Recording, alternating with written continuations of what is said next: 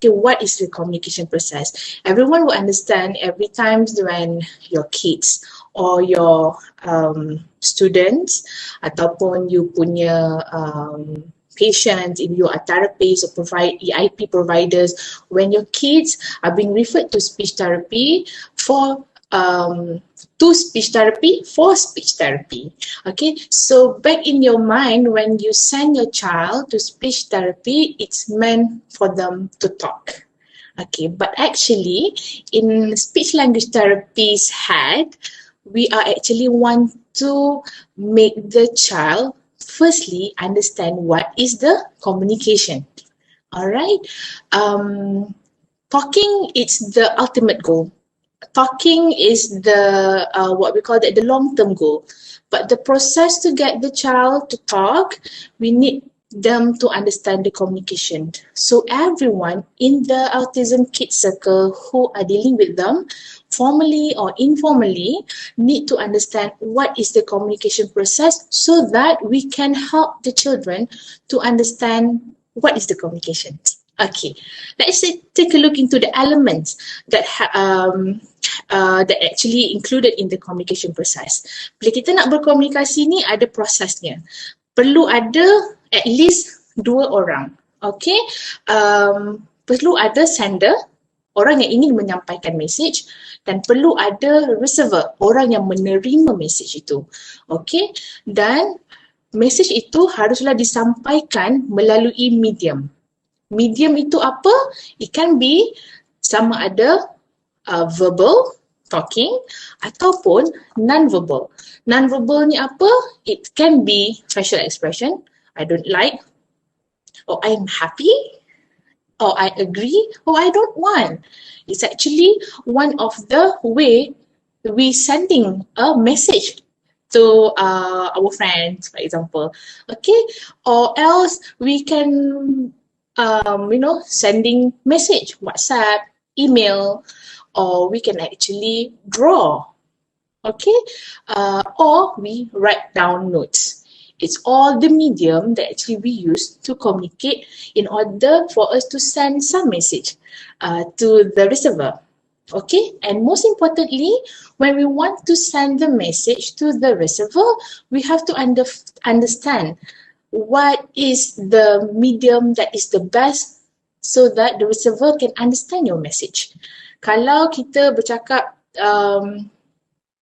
contohnya we went to Japan and we would like to talk in Malay to them, for example, kita bercakap dengan bahasa Melayu yang betul pun, mungkin mereka tak boleh faham message itu. Okay, sometimes we will use some apps to translate our language to their language so that they can understand. So very important, the medium that we use is the medium that can be understandable to the receiver so that the message can be processed and understood by the receiver. And then the communication process never stops there. Bila receiver menerima message, dia dah faham message tu, they have to respond. The receiver have to respond, give some response. Kalau tak faham, dia kata tak faham. If they understand the instruction, they would do it. If not, they would do it wrongly ataupun dia akan ignore sahaja, for example. So we have to make sure the kids actually, our kids will understand all these components, all these elements in order for them to actually have a healthy communication with us. Okay, all right. Let's take a look into the these sections, the 3 functional levels of autism. All right, we know that our kids with autism will be classified into a few levels. Okay, depending on their diagnosis. Okay, but you have to understand as well, this level actually helps us to understand what is their communication functions. All the 3, for example, all the 3 kids with 3 different levels of autism will have a different communication function. Okay, and it might be happen 3 kids with the same level of autism would have the same would have a different communication functions as well. All right, but if we want to list all the differentiations, we can't do that. Okay, because the differences so many, ada banyak sangat differences. We want to talk about our autism kids because we know that they are very unique in their ways. Okay, but let's talk about what is their similarity between them. Okay, so how we would like to, how I would really, kita kata I nak ideologikan so that we can understand. I would give one ideology that we do every month, I guess. Autism kids. Walaupun di mana saja level autism yang mereka berada, every kids with autism can communicate. That is the thing that we have to remember. Okay, dan kita perlu delete ataupun kita perlu omit dalam otak kita bila kita cakap pasal communicate, we talk about when we say communicate is actually talking. Okay, diorang boleh communicate tetapi apa bezanya? Alright. Some of them will be different in terms of their communication functions. Okay, some of them will communicate to express their refusal or to ask for help. Dia will tarik kita bila dia nak apa-apa. Requesting for food or drinks, bila nak apa-apa, they would show ataupun they would bring the food to us to open. Alright? Or some of them may share emotions with us.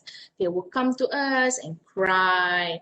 Or some kids with autism will have a good or higher level communication functions. They actually can initiate and maintain conversation in the sense that we can talk and we can chit chat with them.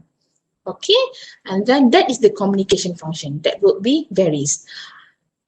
Very simple, they would just they will communicate to express their refusal. Tak nak, kan semua kita bagi semua tak nak. Bila dia nak, they will take the offer. If not, they will run or whatever. It's actually the way they communicate and we have to cherish that.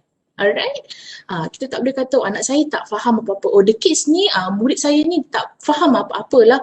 Saya buat ni tak boleh. Are you sure they tak faham apa-apa? Give them something that they don't like, they won't do. Meaning that they actually telling you that I don't like this. This is not the thing that I like to do. Actually, that is the way they communicate. Even the kids yang non-verbal pun boleh buat benda ni. So actually they are communicating with us. But they are not talking. The problem is in our mind, we are always focusing on communication is actually bercakap, bertutur, talking. So when they don't talk to us, we assume that they are not communicating. Actually, we are in the wrong set of mind. Okay, next, what is the difference between them? Of course, the medium to communicate. Some of them are using non-verbal. Like I said, they would use gestures, facial expressions, pointing, you know. And then some of them would use limited verbal expressions. I would say a few words only. Alright, ataupun hanya akan buat bunyi yang bermakna. And then some of them would able to express verbally with or without challenge. Some of our autism kids were so chatty in the sense that can say or share many things verbally. Okay, but what's might challenge to them is actually perhaps maintaining topics.